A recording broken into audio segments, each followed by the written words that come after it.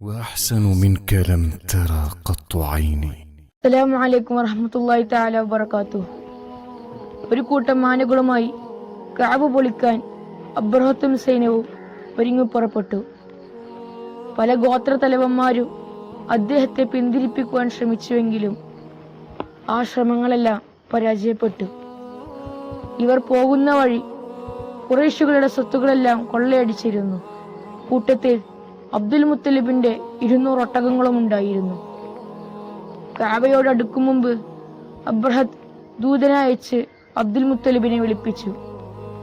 യുദ്ധത്തിനോ പ്രശ്നത്തിനോ നിൽക്കാതെ കഅബയുടെ പരിസരത്ത് നിന്ന് ഒഴിഞ്ഞു നിൽക്കാനുള്ള വാണിംഗ് നൽകാനായിരുന്നു അത്. പക്ഷേ അബ്ദുൽ മുത്തലിബിന്റെ മറുപടി വിചിത്രമായിരുന്നു.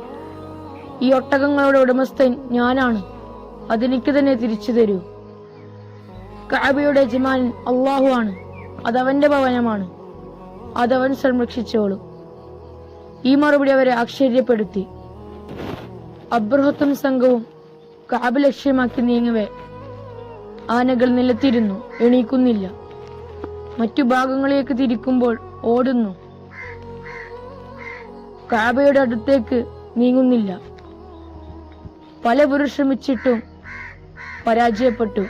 അപ്പോഴതാ അല്ലാഹു തആല മലമുകൾക്കിടയിൽ നിന്നും അബാബിൽ പക്ഷികളെ അയച്ചു. അവ പറന്നു വന്ന് ചുട്ടുപഴുത്ത കല്ലുകൾ അവർക്ക് മേൽ വർഷിക്കുന്നു. അതോടെ ആ സംഘം ചുട്ടുചാമ്പലായി നശിച്ചു പോകുന്നു. ഇത് സംഭവിച്ചത് AD 571 മുഹറമിലാണ്. ഈ വർഷം ആമിൽ ഫീൽ എന്നറിയപ്പെടുന്നു. ഈ സംഭവം അവലംബിച്ചാണ് പിന്നീട് അറബികൾ ദിവസങ്ങൾ കുറിച്ചിരുന്നത്.